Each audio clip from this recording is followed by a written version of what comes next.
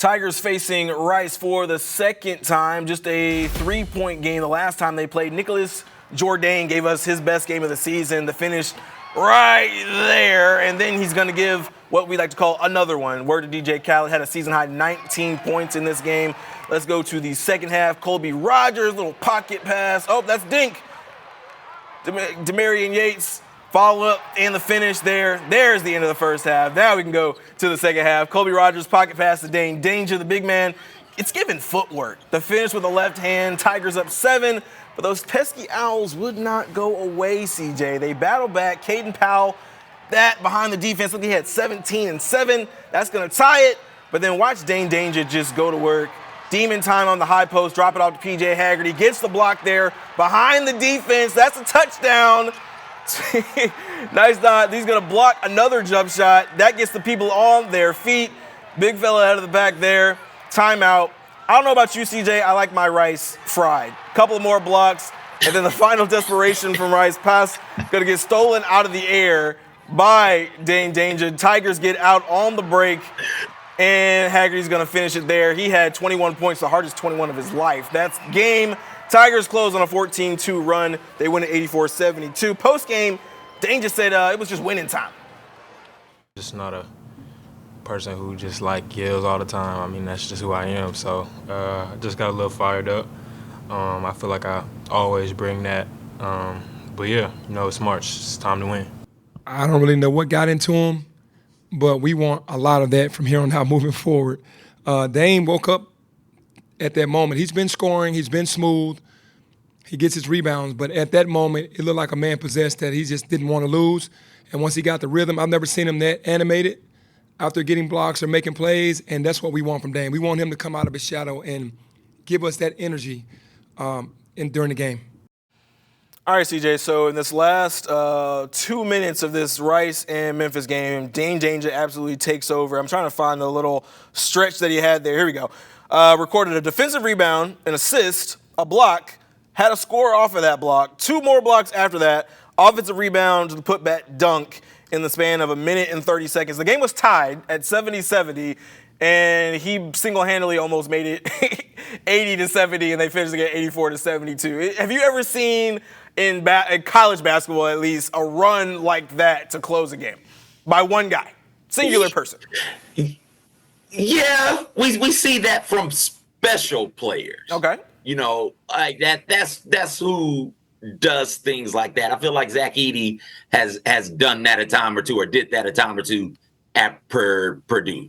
I'm a Michigan fan, so I know while I can't particularly remember a stat line, I feel certain Trey Burke did something similar to that at some point in time, where you just shoulder the burden of the team and carry them through to victory. Zion probably did it a time or two. Hell, John Morant at Murray State probably did that. But think about the names of the players I'm saying in the college careers that they had. Special guys. They're special. And Dain Dainja is special. I like Coach Penny Hardaway. Don't know what got into him, but they need to do everything to keep whatever that it is inside that young man. And if he can do that and be one of these special players consistently to end this season and into both the American tournament and March Madness, the Tigers are going to be in pretty good shape. Whenever you have somebody who can just take over games in winning time, whether it be professional football, college football, professional basketball, college basketball, men's soccer, women's soccer, whenever you got somebody who can single-handedly take over a game late, you're in you're in a good spot. And if Dain Dainja can do that, both impacting the offensive and defensive side of the ball, that's going to be huge for the Memphis Tigers. They're going to be somebody nobody wants to play come March. Yeah, I love how you put it. You got to be special to have a run like he had. And I think a lot of times we'll see them do it on the offensive side of the ball. You'll just keep going to the same player over and over again. Even if it's a big guy, maybe you're giving it to him in the post. Nobody can stop him. It is what it is. You got a guard. We see John Morant do it with the Grizzlies all the time. Blow by. Nobody can stay in front of him, that kind of thing. Maybe he's got a hot hand from 3. You just keep giving it to him. But for him to do it, and he said this in the post game. You didn't hear in that soundbite there, but he talks about I've got to do it on the defensive end just as heavily as I do it on the offensive end. And I think maybe you get a steal or two, right? And that'll turn the tide of some games. But for him to have 3 blocks in the span of a minute and 20 seconds, add on about 4 to 6 points, you get an assist in there. I mean, that was one of the craziest runs I've seen from one guy, especially a bigger guy who doesn't have the ball in his hands all the time. It was crazy to see him do it on both ends and really create the separation, because up until that point, Memphis had gotten up like 21-9 in the first half. Rice would close that gap going into the halftime, and then they come back. They just wouldn't go away. They're so pesky. They're not a good team. Like, you look at what Rice has done all year, they got a losing record in the American Conference. They're not a good team. But for whatever reason, when they play Memphis, because the last game was a 3-point game, they just hang around and they stick to you, and like white on rice. But they stick to you. And so for what Dain Dainja like dried rice in a pot, because dried rice sticks also. It does. As a child, I used to hate having to wash dishes after we cooked rice, because it's like, yo, I can't get this off of here, and I'm gonna get in trouble, because the only thing you can do, you gotta let it soak. Mm-hmm. Mama don't want to let it soak in the pot in the sink. She don't want to do that. Why would I? My father was the worst. Why would I spend minutes, like 6, 7, 8, 9, 10 minutes scrubbing, when we could just sit this? Everything else is clean. Right. Everything else is clean. We could just sit this pot over here, wait overnight, and I get it in the morning. There'll be more dishes. Like, why are you doing this to me, man? Yeah. And that's how the Memphis Tigers feel about rice. I'm sure, where it is. Hey, you guys shouldn't be. It shouldn't be this good. Like, why are y'all still here? It shouldn't be this difficult. Why are you still around?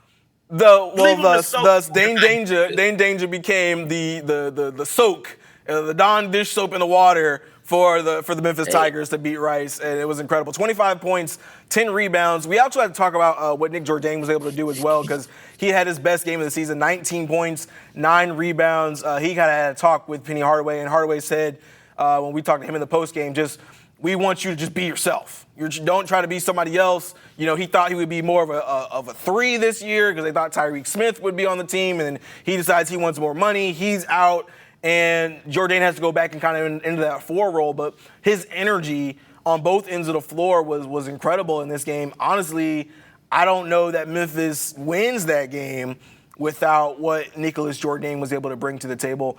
Another thing is, I don't know if you heard anything about this, CJ, but PJ Haggerty, it was the toughest 21 points I've ever seen anybody get. He was getting hacked. He's getting hacked all game. He still got to the free throw line 9 times, but it could have been 17 easily. We got a chance to ask Penny about this, because it seems like the last couple of games, PJ Haggerty hasn't been getting the foul calls that he should be getting, and it seems like PJ's getting fed up because he had a tech last night. Let's listen to the soundbite. Well, if you've noticed, it just seems like there's maybe someone called in that they're not giving PJ calls anymore. Like, when he's going to the basket, they're saying he's flopping. So PJ got frustrated because he went last game without a free throw, and he hit the ground at least 5 times. And then today, the same thing. He didn't get the free throws that he felt like he deserved, and maybe he said something inappropriately.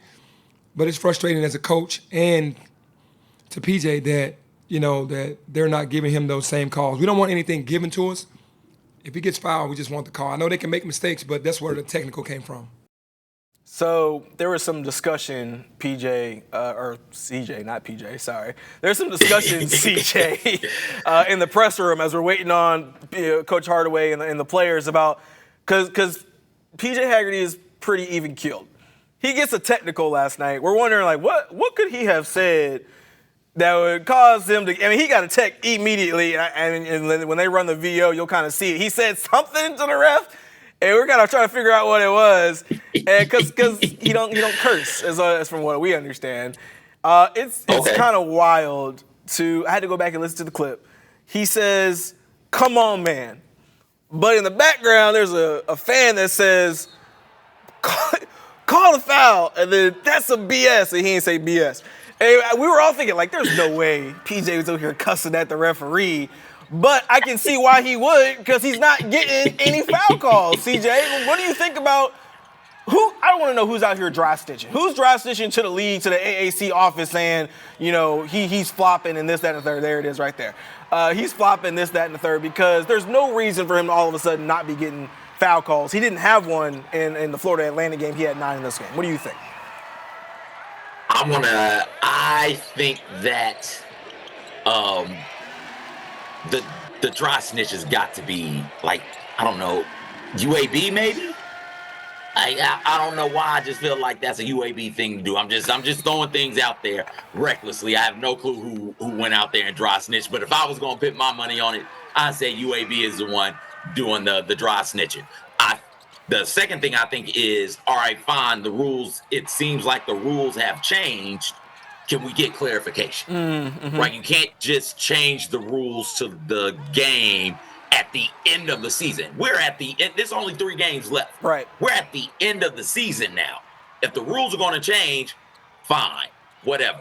But you've got to notify people about the rules changing. And Memphis is owed an explanation as to why the rule changed, what that new rule is, what that looks like for PJ Haggerty and officiating. If they're saying, if Memphis goes to the American offices and say, hey, what's going on? And the American comes back, hey, PJ's flopping, he's got to do XYZ elemental P. Right? Memphis is going to be upset, rightfully so, because you're changing it this late into the season. But you know now how to strategize, game plan, and PJ knows how to proceed as a player now. And then it becomes okay, if that's how y'all are doing him, are y'all going to do everybody else that way? You have to do everybody else that way in the interest of fairness. And Memphis in this conference is one of the best, if not the best team as it pertains to applying defensive pressure. Maybe they get out of position from time to time. They certainly do allow some knucklehead mistakes on the defensive end. Certainly. But when Penny Hardaway and this Tigers team decides, hey, let's turn up the pressure on you, they can do that. So if you're going to officiate PJ Haggerty in such a way where flopping, flailing about when you get touched is no longer a foul, well, hell, when Memphis does it on the other end, it can't be a foul then either. So just some clarification on the rules is all that is warranted. Yeah, I mean, Penny kind of says it in that soundbite we listened to. Like, there's the referees are saying he's flopping, and I can see maybe there's a little bit of flopping. You got to sell the call if you want the foul call sometimes. So I can see some of that, but he gets to the line too much, and there are not enough players that are going like straight up on him when he goes to the basket to allow him to not be getting the foul calls as he was getting earlier on in the year. He was second last season. He was second in the entire country behind Zach Edey in getting to the foul line. So at what point his play style hasn't changed, right? I mean, he's doing the same things and getting to the bucket that he was doing before. And if he's selling it, okay, he's selling it, but there's no way he's selling it so much that you're cutting his free throws in half. I think that might be a little bit of a too much of a skew to the other side of the extreme. And to PJ's credit, last night was the first time that he's had a technical all season. And when we talked to Coach Hardaway about this, he said he's proud of PJ. I keep wanting to say PJ and CJ. I can't do this with you on the show anymore.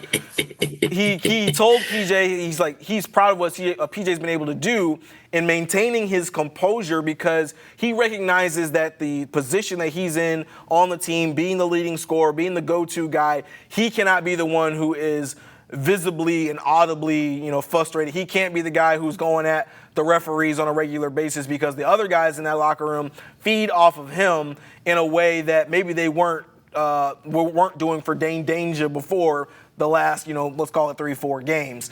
And so he's been proud of what PJ's been able to do because he understands that even though PJ's just a sophomore, he's taken on such a leadership role with the Tigers this year, and he's going to continue to be the guy who goes and scores. So just like you said, CJ, just a couple of games left here in the American. They got to take on UAB on Sunday. That's kind of the marquee matchup of this American Conference slate. We got